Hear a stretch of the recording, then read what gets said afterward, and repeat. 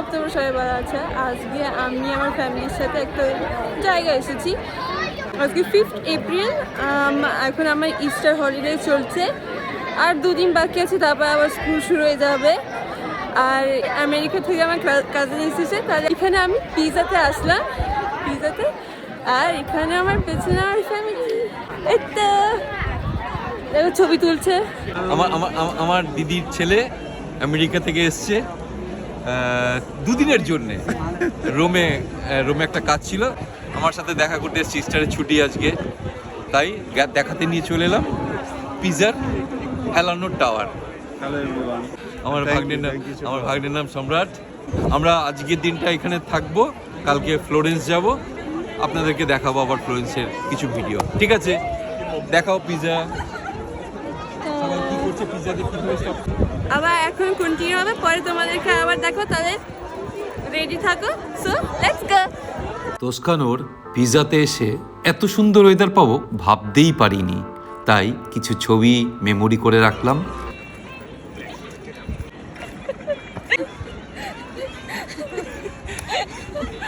আমার ভাগ্নে পিজার হেলান টাওয়ারের পাশে যে গির্জা, তার সামনে দাঁড়িয়ে আছে। এই গির্জা নির্মাণ করা শুরু হয় 1064 সালে। এই গির্জার আর্কিটেক্টের দায়িত্বে ছিলেন বুস্কেত্তো।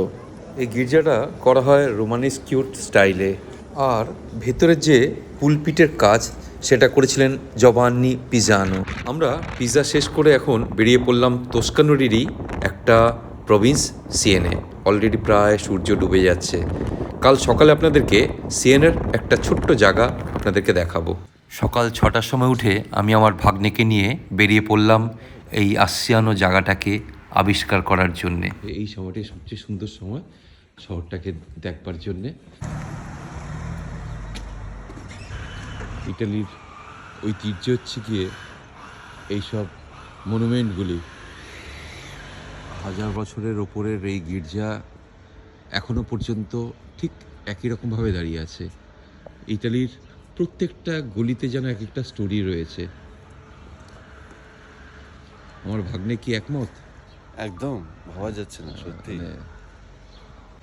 1.5 থেকে 2000 বছর ধরে এই শহরের গির্জা বাড়িগুলি যেন একই রকমভাবে দাঁড়িয়ে আছে। পরিষ্কার পরিচ্ছন্নর কাজ প্রত্যেক দিন নিখুঁতভাবে হতে থাকে। এই যে পুরনো আমলের যত বাড়ি আছে, বাড়ির যে স্ট্রাকচারগুলিকে ওরা একদম চেঞ্জ করে না, অথচ ভেতরের কত মডার্ন জিনিসপত্র যে থাকে সেটা না দেখলে বোঝা যাবে না। এইসব কপিকার যেসব বাড়িগুলি, শুধু বাড়িগুলিকে এরা কি করে, মানে মেনটেন করে রাখে, শুধু মেনটেন করে রাখে। এদিক দিয়ে সিঁড়ি, কত শান্ত পরিবেশ, রাস্তাতে কোনো লোকজন নেই। অ্যাকচুয়ালি এখন হলিডে চলছে, যখন লোকেদের ঘুম ভাঙবে তখনই সকাল শুরু হবে।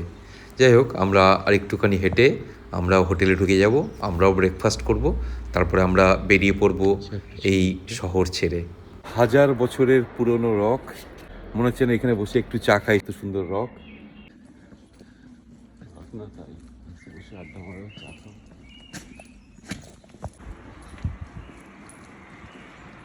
এই সেই আমরা হোটেলে আছি। এইটা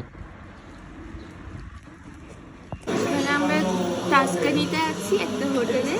এখানে আমরা এখন ব্রেকফাস্ট খাচ্ছি, সকালবেলার ব্রেকফাস্ট, তারপর আবার বেরোবো একটা নতুন অ্যাডভেঞ্চার করবো। তোমাকে দেখো, গুড মর্নিং সবাইকে। আমরা সকালবেলা ব্রেকফাস্ট, কুশন, কেক খাওয়া দাওয়া করছি সবাই মিলে। খাওয়া দাওয়ার থেকে আনন্দটাই বেশি ইম্পর্টেন্ট।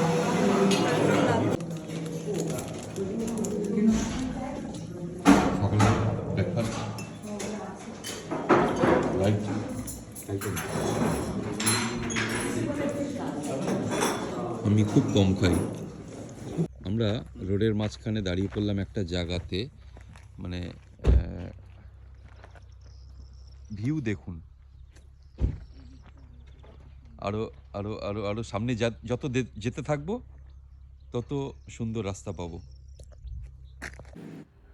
কি দারুণ দৃশ্য!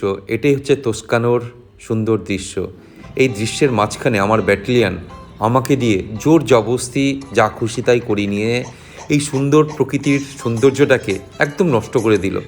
জোর জবরদস্তি, বিশ্বাস করুন আমি কিন্তু নাচতে চাইনি, আমি নাচতেও পারি না, যা খুশি তাই করিয়েছে আমাকে দিয়ে এরা।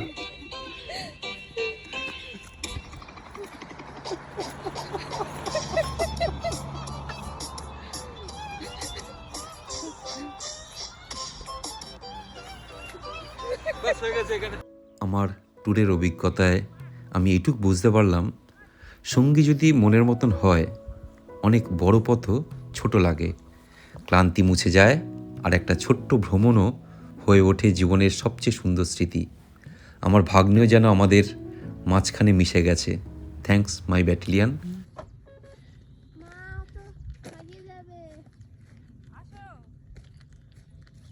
দারুণ।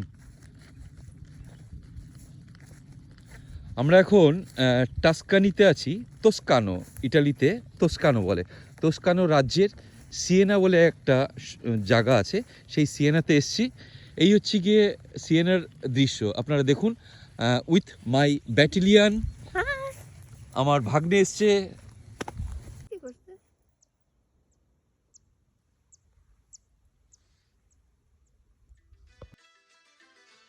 আমরা এখন ইটালির বিখ্যাত তাস্কানির দক্ষিণে অবস্থিত ভালদাওরচিয়া। এটা একটা দারুণ ভ্যালি, কিলোমিটার কিলোমিটার ধরে এই ভ্যালিটা মানে কন্টিনিউ করছে, যাকে দেখে মনে হয় যেন ছবিতে আঁকা কোনো পৃথিবী। ঢেউ খেলানো সবুজ পাহাড়, সারি সারি সাইপ্রাস গাছ, পুরনো গ্রাম আর সোনালি মাঠ, সব মিলে একেবারে সিনেমার মতন একটা সুন্দর দৃশ্য হয়ে রয়েছে।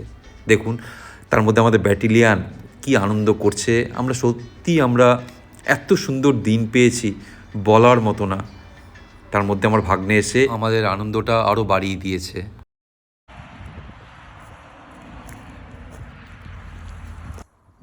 আমরা অনেকক্ষণ ধরে এই ভ্যালিতে রইলাম।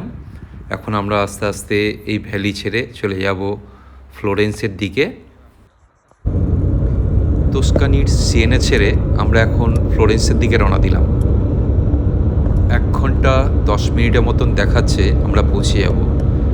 আমরা পৌঁছে এরপরে আপনাদেরকে দেখাবো ফ্লোরেন্সের কিছু দৃশ্য। আমরা এখন ফ্লোরেন্সের সেন্টারে এসে গেছি, একদম যেখানে বলা হয় আর্টের হার্ট।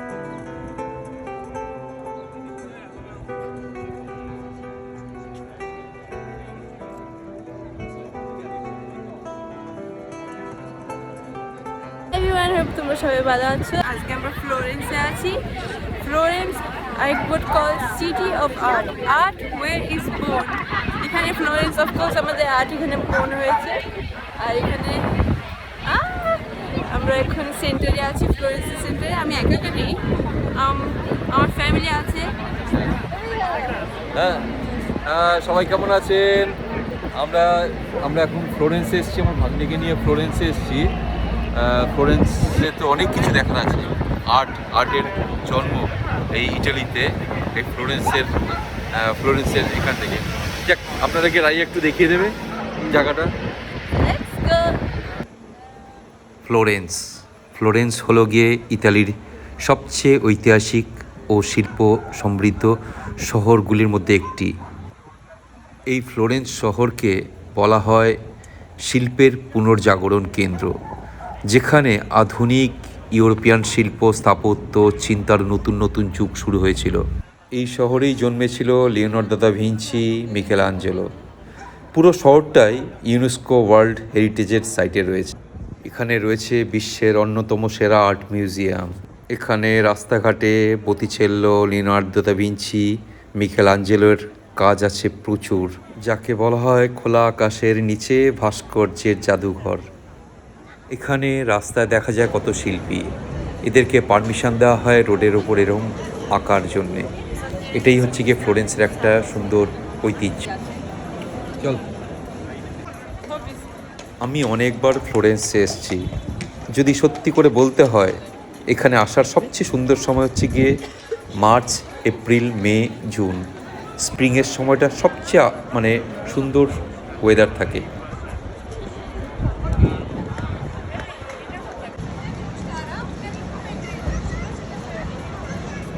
এই যে এটা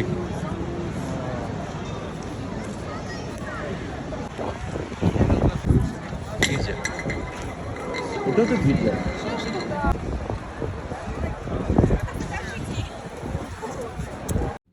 আমার ভাগ্নে এখন গ্রেটস অফ প্যারাডাইজের দরজার সামনে দাঁড়িয়ে।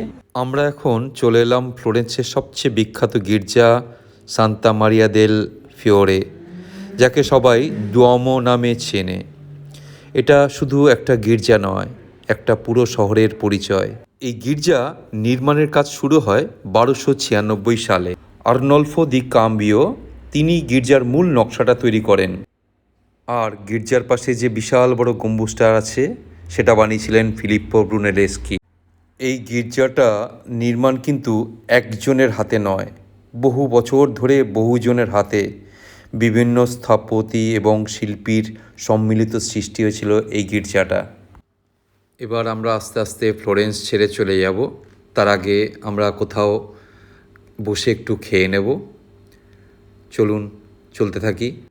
ভাগ্নে ইটালিতে এসে ইটালির পিৎজা খাবে না সে তো হয় না, তার সাথে আমার ব্যাটিলিয়ানও। ঠিক আছে, এটাই আমাদের যাওয়ার আগের শেষ ছবি। তাহলে আমরা আজ এখানেই ভিডিওটা শেষ করলাম। আপনারা সবাই ভালো থাকবেন। আশা করি দেখা হবে আবার আরেকটা নতুন জায়গায় নতুনভাবে। যাই হোক, আপনারা সবাই ভালো থাকুন।